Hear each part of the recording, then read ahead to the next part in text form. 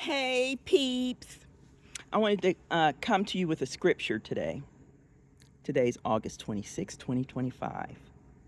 Isaiah 26:4, which says, "Trust in the Lord forever, and the Lord himself is the rock eternal." This verse from the Bible encourages steadfast faith and reliance on God's unchanging nature, offering comfort and a foundation in times of uncertainty. Okay, now I'm gonna kind of switch this around and just point at a tree or something because my arm's gonna get tired like this. So we'll chat. Give me a second. I don't know how to turn it around.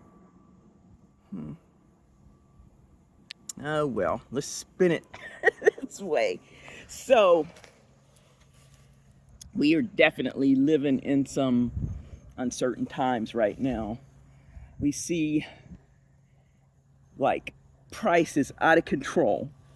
Um, People can't afford their rent. People can't afford their mortgages. People can't afford some food, and it's just going to get harder right now. And we've got experts, at all levels of the government talking about this. So let's not panic or anything. Now is the time for us to prepare. Whether that's stocking up on, non-perishable items. Oh, oh gosh, it's just so much right now. I was just looking at the news, and this morning I was just sitting there freaking out. Yeah, and I did take meds today. I took my anti-anxiety medicine. That's an everyday staple there. I do Cymbalta. That's the one that has worked with me the best. Because like I said, I got diagnosed while I was still serving on active duty. I think it was 2020. It was 2006, maybe 2007, when I actually went to, the Belvoir mental health portion of the military healthcare system.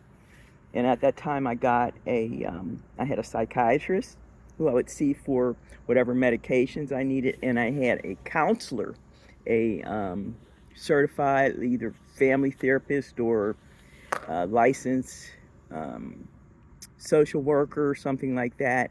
And I stayed in counseling until they kicked me out. I stayed as long as I could, and I would go, I think it was like maybe once every 2 weeks. And I actually ended up changing counselors, providers, because one had left, and got a promotion and stuff like that. But it's good to talk to a, what do you call it, disinterested party. Because if you talk to a friend or you talk to maybe a family member or so, sometimes you'll get unbiased advice. But if that person loves you, they're going to, give you the advice that they think you need to hear. But it might not any fault of theirs, it might not be the advice that you need. So, a disinterested party can see your situation from a perspective of unbiasedness, if that's a word. But yeah, things are going to get hard. I just want to just give you encouragement. He's not going to drop you. He is not going to let you fail. So the things that I talked about back in April about starting this society, I don't know if it's going to be another society or what. I was just saying what, was coming into my head, what I could see with my human eye, but was shown to me with my spiritual eye, and I was trying to transfer it into the I guess this aspect of being whatever we are. And I see some folks out there, some big folks that kind of think along the same lines. So I think that was the vision that God was giving me when he came to visit me, that download of just all this information. It was just like I saw flashes of information. It was so fast just pouring out. But this not society, but this aspect of living and providing and taking care of one another will be outside of this one world government, one world monetary system, one world religion, one mark of the beast, all that. It's going to be outside of that. Yeah, because I think some things are getting ready to happen unless we can pray and turn it around. So what I'm going to do is probably repost some of the videos that I did for certain days where I see the issues are, because I did make several prayers during this 40 days of prayer, which I've actually stopped on day 29, I think. So we still got day 30 through 40 left, and it will come as God tells me to bring it out. But we've got to act. We have to act now. So I'm going to be reposting some of those, because we did pray for certain world leaders. We prayed for certain situations, and we are at the worst of the worst. I'm hoping in my current situation, because I keep getting messages, not just from Let's Hear It Spirit, but from some of the other prophets and readers, that there is a child, a teenage energy that is hurting. And that better not be my nieces. My nieces better not be involved in any criminal bullshit. Okay? Don't hurt my nieces. I don't care what you've said to them to turn them against me, but I better not hear of them being caught up in any of this stupid stuff. Okay? Or my grandkids. Okay? We're not going to be hurting children. It's time to let this go. It's time to let it go. And God's going to have to deal with me or he may not show me anything that has hurt these children in my life, or any child for that matter. Okay? These are demons that operate through you adults that do these things to children. Okay? And they got your mind and your eyes so clouded that you cannot see that. It's real. So I'm going to be praying, and I'm going to put some other prayers out there. Might make some of you mad, and I don't care. But this is something that we just have to do. And I know I'm going to have a lot of, I don't know if it's going to be from these so-called church folks and these so-called saved folks or whoever. I'm not sure who it's going to be from, but they're going to be talking about me and how I use tarot readers and how I use divination and how I use this and that. Phooey on that. When Jesus came to this earth and he walked this earth, I think his ministry started when he was about 30 years old. Okay, and it went till he was 33 until he was, crucified. But during that time, the people who he supped with, who he ate dinner with, who he hung out with were the sinners, the worst of the worst. And the scribes and Pharisees of those days, and we got them today, would talk about him. Why does he hang out with them? Look at them. He's nothing but a devil himself. They called Jesus a devil. So that's why I don't care what you say about me, because he said they persecuted me and they're going to do worse to you if you follow me. And I'm willing to take that on. I've taken it on.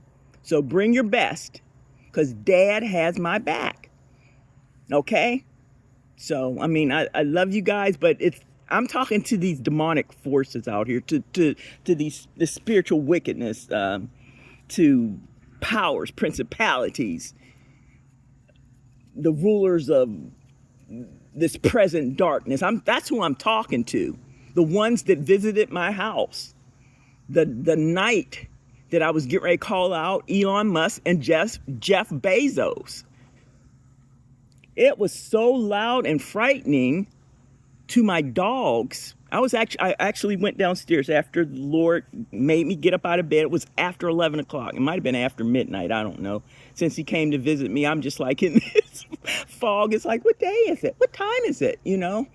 But I went downstairs after he got me out of bed, because he said he wanted me to do a live feed, and I had a baseball cap on my head. And I went downstairs to get my tablet because I had told him, I said, if I got to be on camera, Lord, let me make some notes, and so I can, sound intelligent. And he said, okay. So the girls were already in my office, which is upstairs. I just took the smallest bedroom, which is on the front half of the house.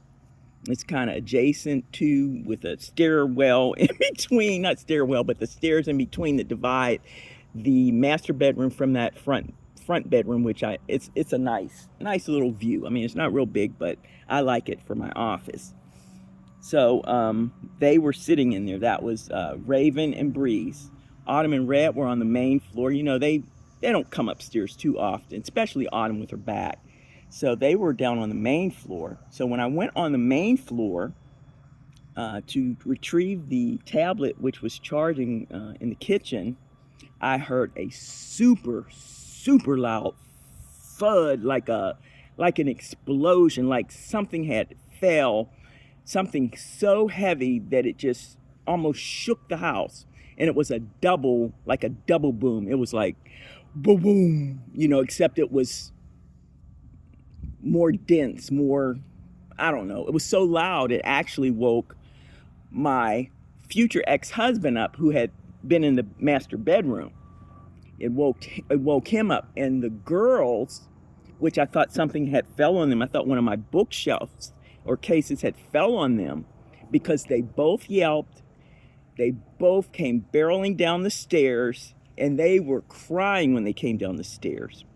And then, like I said, my husband, he said, "What was that?" And then I told him what it was. I said, something has entered our house, because it was angry. It was angry that I was calling some big folks out to try to wake people up. Wake up. This is a fault. This is a spiritual spell. How it got on us, I don't know. Okay? I woke up in April because I was walking around miserable. Man, I had RBF, resting BITCH face for so long that when I looked in the mirror, I said, man, who are you? So when I get my inheritance, that's the first thing I'm going to do. I'm going to lift it back into place where it needs to be. I ain't going to put no fillers or silicone or anything in it. I'm going to keep all my original parts, but just put it back in place for me, But these things are real. So you'll notice if you go to that video, which is, I think it's the first one I call Brighter Days Are Coming or something. I don't know. You'll notice that behind me on my closet door, I have a cross hanging up.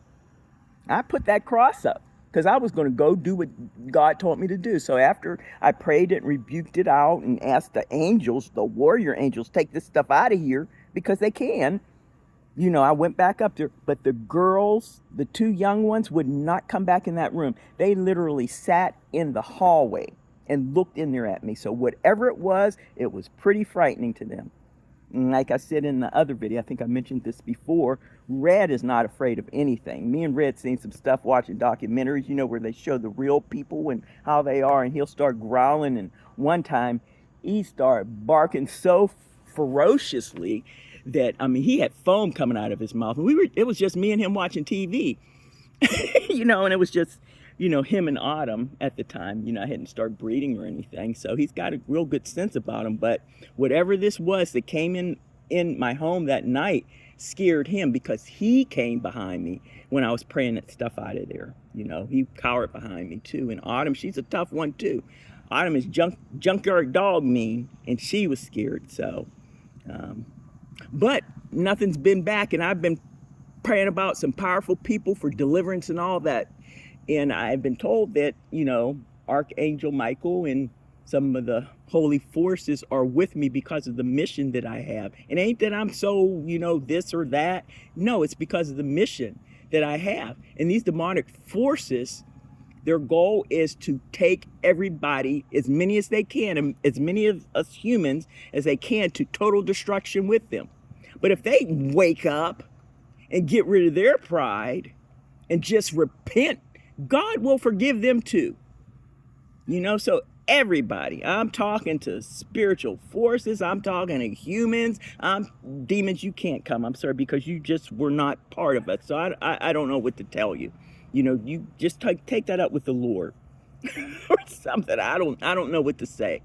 But I know that the beings that he created, he will forgive you, all of you. Why do you want to bring destruction? Why? That doesn't make sense. And that same spirit operates today. We've got countries that want to destroy other countries. Why? None of it's yours. This is all God's earth. What gives you the right? What gives you the right to say this person doesn't deserve this? Or these people, I'm not going to let them pray to Jesus. Or I'm not going to let these people get food. Every time I think about that ticks me off. And I saw it on the news this morning. 5 reporters or journalists killed, and Israel said, oops, it happened. No, it's not oops. You keep saying oops. You've been saying oops since what year? 2023? Now understand that was horrible what Hamas did. And I believe, and it's in my feeling, this is me. This is not the Lord. They need to be eliminated. This Hamas. Yes, I said it. Eliminated by God's power. That's my prayer, that you are taken out because of the total destruction you are causing. And then Israel needs to wake up. Stop sending bombs into places where people need help. Hospitals, schools, places like that. You know better than that. And stop using the excuse. I'm talking to you from Dad. Stop. Okay? All of you, get yourselves together. And I do love you. I love you with the love of Christ. Because I know if he was here present today, he would say the same things to you. He would. Jesus wasn't this mild-mannered man with blonde hair walking around. He was a warrior. He was God himself in the flesh. Read about I can't remember which gospel, how he turned over the tables in the synagogues of money changers. I don't know what they were doing. I don't know if they gambling or whatever they were doing, but it was not of God's works. And he went into that synagogue and turned over tables. So that was the critical event that sent him into gang stalking. It sent the gang stalkers against him. Yeah, you scribes and Pharisees, the ones that did not give their heart over to the Lord back then. And the same ones today. Give your heart to the Lord. He was a warrior. He is a warrior. That's why he appointed warriors. Could you imagine if all of us were sugary sweet? We'd all be sick. You got to have different types of people, different types of personalities to run this world. That's the way it is in heaven. And when heaven comes to earth to rule for 1,000 years, that's the way it's going to be. And depending on which category you fit in, that's where you'll rule with the heavenly beings. Or however this thing's going to be. I don't know. I just know it's going to happen because the Bible says so. I'm going to show my face, and then I'm going to tell you I love you, and we'll see you soon. Okay, my dear friends, I love you so, so much. And we will talk again soon.